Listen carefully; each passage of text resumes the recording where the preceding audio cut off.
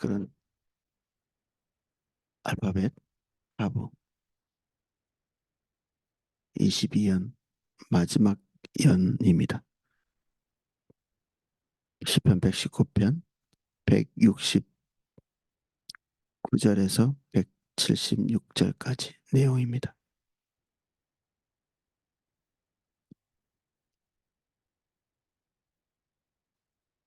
제가 내용을 읽어보겠습니다. 여호와여, 나의 부르짖음이 주의 앞에 이르게 하시고 주의 말씀대로 나를 깨닫게 하소서. 나의 간구가 주의 앞에 이르게 하시고 주의 말씀대로 나를 건지소서. 주께서 율례를 내게 가르치심으로 내 입술이 주를 찬양하리이다.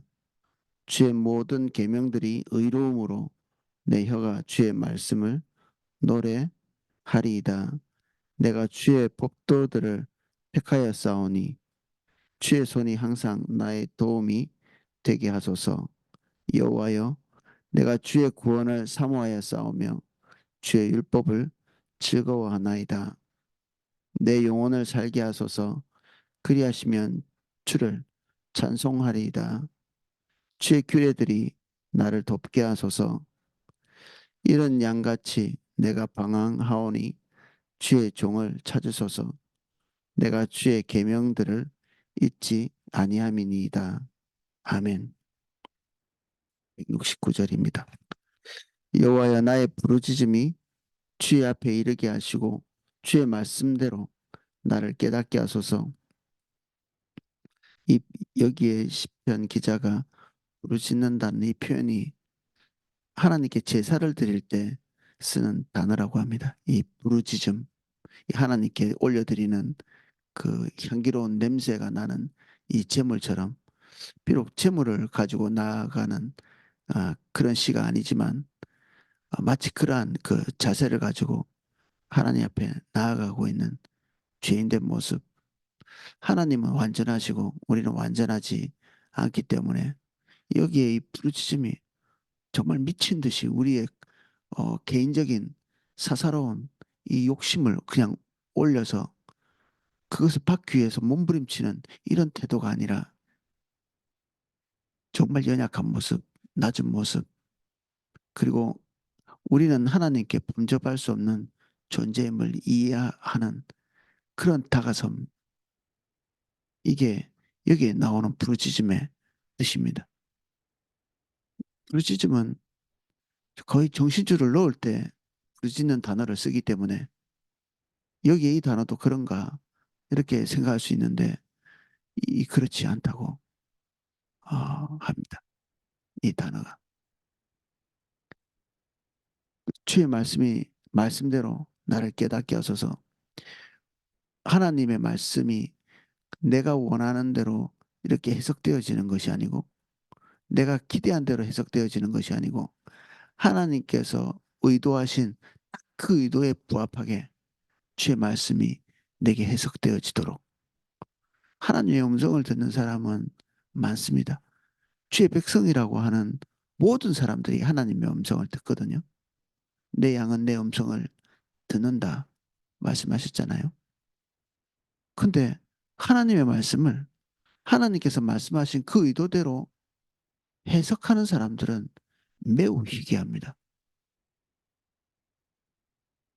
그 의도에 대한 충분한 이해도 없고 사실은 하나님의 말씀대로 해석하려고 시도하는 사람도 잘 없습니다. 나의 바램과 기대가 너무 열렬하다 보니 하나님의 모든 말씀도 나 중심적으로 해석해내는 거죠. 그래서 큐티를 나눌 때 계속해서 이게 교정해야 되는 그런 때가 있습니다.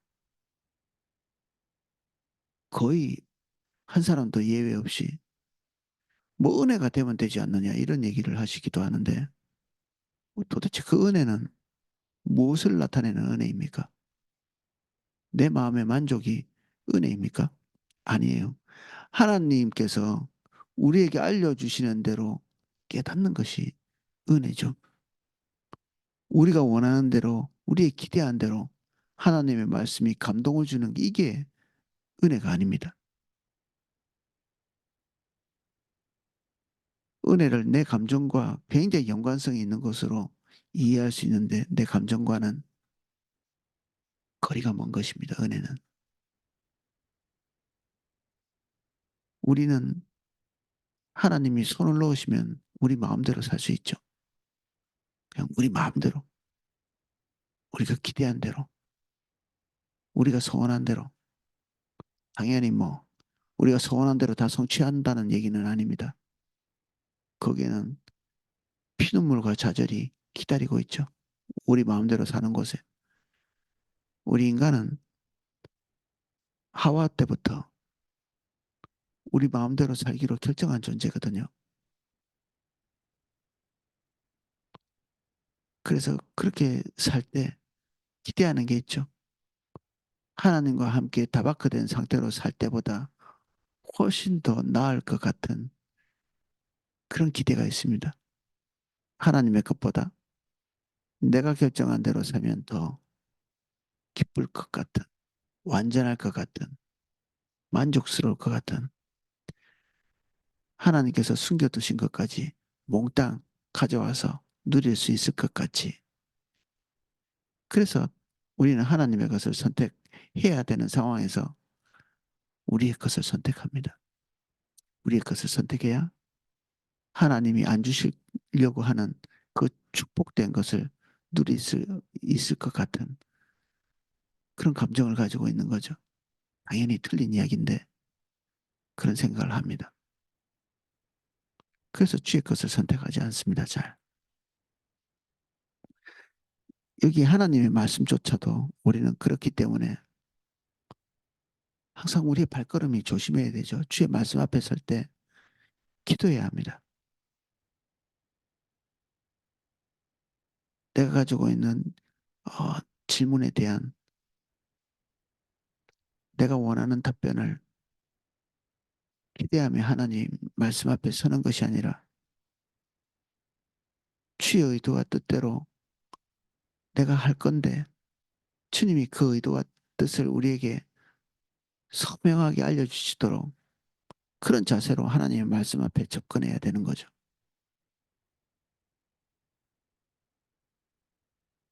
기도도 기도 내 의도와의 싸움입니다. 자기 기대와의 싸움이고 여기에서 승리한 자가 올바로 기도할 수 있고 올바로 큐티할 수 있습니다. 영적 전쟁은 큐티하기 전에 기도하기 전에 벌어집니다.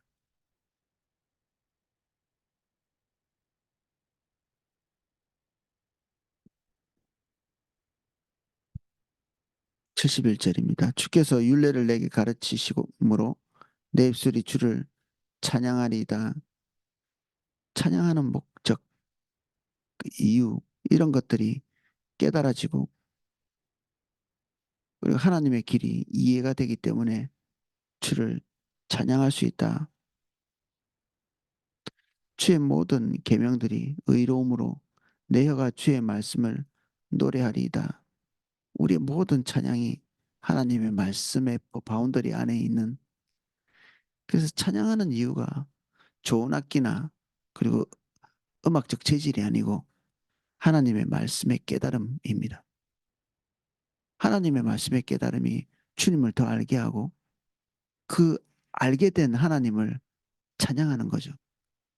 그래서 말씀을 깨닫지 못하고 주님의 의도를 이해하지 못하면 우리는 예배자는 아닙니다.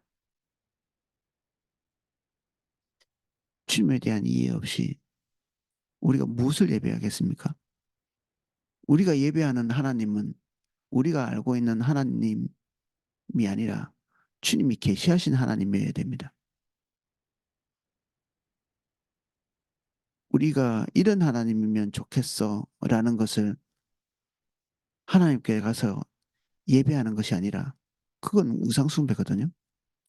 하나님이 우리에게 당신의 모습을 알려주시고 우린 그 하나님을 알기 때문에 하나님을 예배하는 이게 올바른 구조죠. 그래서 늘 염려가 필요합니다. 어느 정도. 염려. 생활의 염려는 내려놔야 되고, 내가 하나님을 충분히 알지 못한다는 이런 종류의 이 염려는 끊임없이 하면서 주님을 알기에 힘써야 합니다.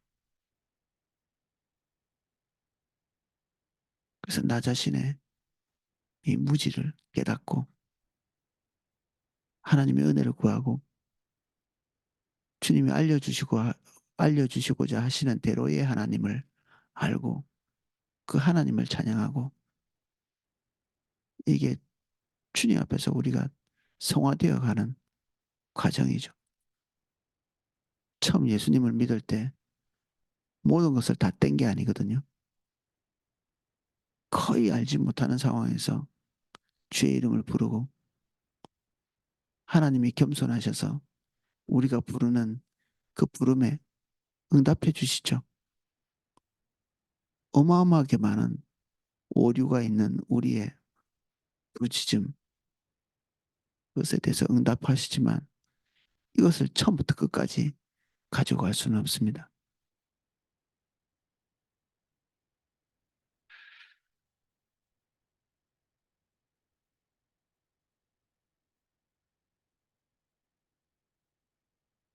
173절입니다. 내가 주의 법도를 택하여 싸우니 주의 손이 항상 나의 도움이 되소서.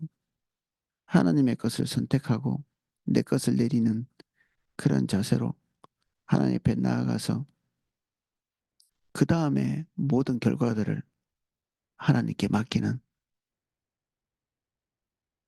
그 하나님의 온전한 길에 서지 못한 우리를 하나님의 온전한 길에 서는 그런 도움이 우리에게 필요해서 도움을 구하고 있습니다. 나는 지금 궁지에 몰려 있지만 궁지에 몰린 것에서 나오는 것이 답이 아니라 그 궁지에서 나와야 될 이유가 있을 때, 그리고 그 궁지에 몰린 하나님의 의도가 다 성취될 때, 그때 그 궁지에서 나를 건져내시고 그 어려움과 환란의 뜻이 이루어질 때 그때 나오는 것이죠. 그래서 주님은 항상 선하십니다. 내가 궁지에 몰려 있을 때도, 어려움에 닥칠 때도, 그리고 내가 감정적으로 싫어하는 환경에 노출될 때에도 하나님은 항상 선하십니다. 그래서 찬양받기 합당하시죠. 그래서 문제가 있는 것은 환경이나 하나님이 아니라 항상 우리 자신이기에 환경을 통해서 주님을 보지 않고 주님을 통해서 그 통찰력을 가지고 우리에게 닥친 환경을 이해하는 것이죠.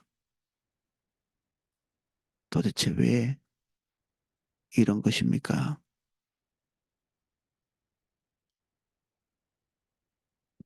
여호와여, 내가 주의 구원을 사모하여 싸우며 주의 율법을 즐거워하나이다. 하나님의 처분이 구원입니다. 주님이 결정하신 그 결정이 구원이고 내가 원하는 지점이 구원이 아니고 항상 하나님께서 우리를 인도하시고자 하시는 장소, 상황, 그런 시간, 그것이 구원입니다. 우리는 구원받았다고 생각하는 그 지점이 구원이 아닐 수도 있고요. 이집트에서 꺼낸 그 순간에 구원을 받은 것이 아니라 주님의 의도에 서서 가나안 땅에 들어가고 그 의도대로 살아가는 것, 이게 구원이죠. 이스라엘 백성들은 구원받았다고 생각했는데 하나님께서는 도대체 아무것도 이루어지지 않았다고 판단하실 수 있습니다. 도대체 이집트에서 끄집어낸 이 40년 동안에 도무지 아무것도 되지 않은, 그래서 구원은 이집트에서 나온 그 순간에 이루어지는 것이 아니라 우리 속에서 이집트가 끄집어내지는, 이집트는 우리 환경 속에 있는 게 아니라 우리 중심 속에 있습니다. 이집트가. 이스라엘 백성들은 환경적인 이집트에서는 나왔지만 그 중심 안에 있는 이집트는 끝내 나오지 못하고 광야에서 멸망당하죠.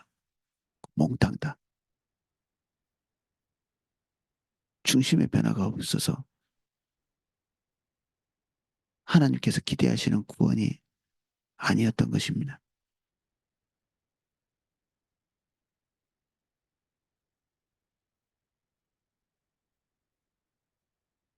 그러한 자들이 주님의 구원을 즐거워합니다. 하나님과 대립각을 세우지 않습니다. 이런 구원에 있지 않으면 우리가 원하는 바가 포함되어 있는 구원에 들어가고 나면 시시때때로 하나님과 대립각을 세우게 되어 있습니다. 이스라엘 백성들이 가나안 땅에 들어가서도 끊임없이 자기 평안과 하나님의 비전 사이에서 번뇌한 것 같이, 그리고 한 번도 하나님 뜻대로 결정된 것이 아니라 항상 자기의 복지를 따라 하나님께서 기대하시는 단계 단계마다의 그 고통스러운 걸음걸이를 포기하고 자기들의 안정, 자기 삶의 복지, 그것에 초점 맞춰서 살아가는, 그러면서 이렇게 생각했겠죠. 이것이 구원이 아닌가. 내가 하나님께 구원받았기 때문에 여기에 들어와서 여기에 있는 백성들을 진멸하고, 그러니까 이제부터 내가 원하는 대로 내 뜻대로 살아야 되겠다. 또 다른 이집트에 들어온 거죠. 그러면 이스라엘 백성들은 이집트에서 나와서 가나안 땅에 들어왔다고 생각할지 모르겠는데 이집트에서 나와서 또 다른 이집트로 들어온 것입니다.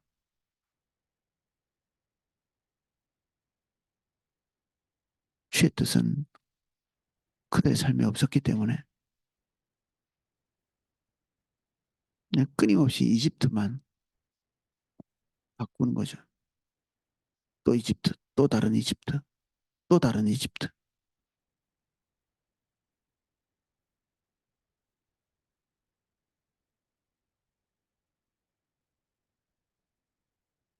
내 영혼을 살게 하소서.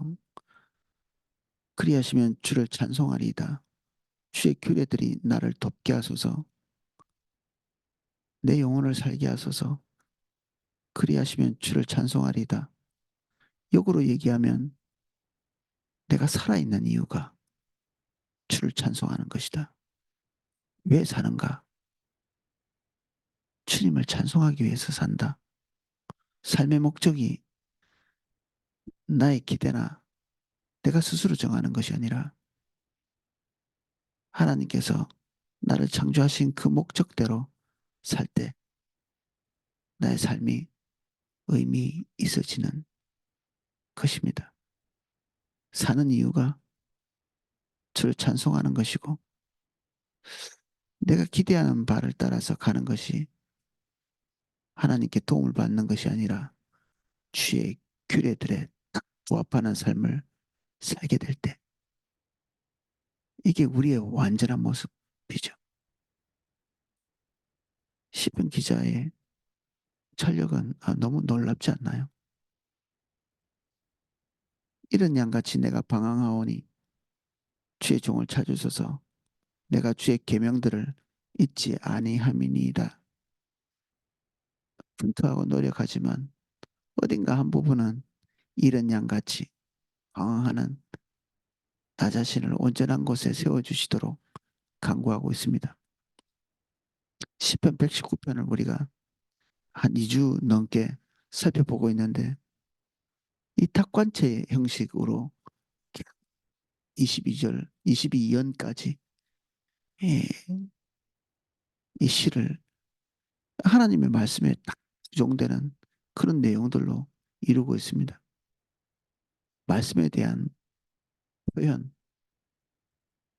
그리고 이 시편 기자가 가지고 있는 그 말씀에 대한 감정, 이것은 깊이 빠져 있는 사람들이 가능한 그런 표현들이죠.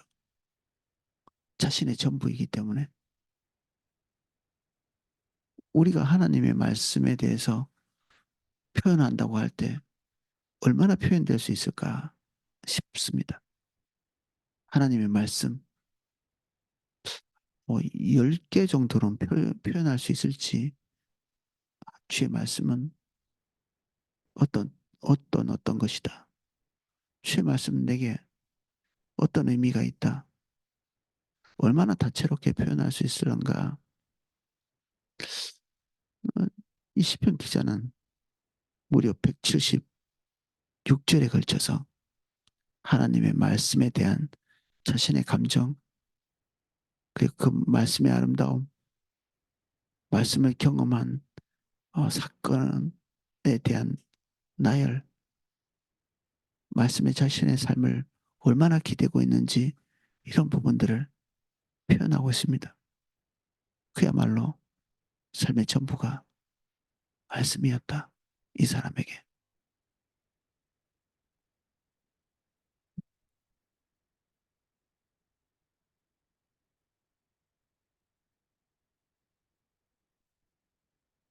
이 시편 119편 내용 전체를 오늘 마무리하면서 말씀에 더 집착하는 저희들이 되기를, 말씀 그대로의 말씀, 우리의 기대대로의 말씀이 아니라 말씀 그대로의 말씀, 항상 주의 말씀은 우리의 욕망, 우리의 기대로 인해서 우리에게 들어오는 과정에서 손상이 됩니다. 그렇게 되지 않도록 우리가 주의 은혜를 구하는 저와 여러분 되시기를 예수님 이름으로 축복합니다. 기도하겠습니다.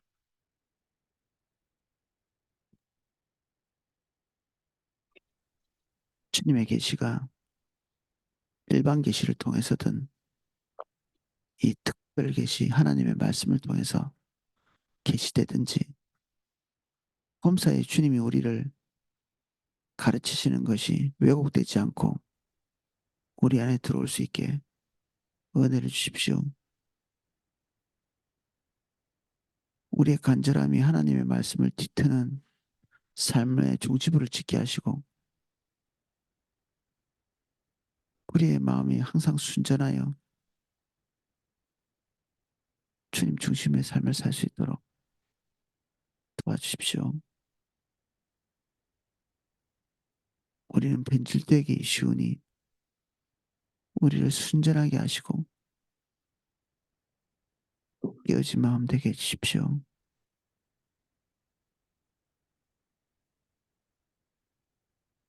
우리의 고집은 고래 심줄처럼 끊어지지 않고 버틸 때가 있습니다. 주의 말씀 앞에는 부드러워지게 해주십시오. 버티지 않게 해주십시오. 예수님 이름으로 기도합니다. 아멘. 예, 각자 기도하실 수 있도록 음악을 방송해 드리겠습니다.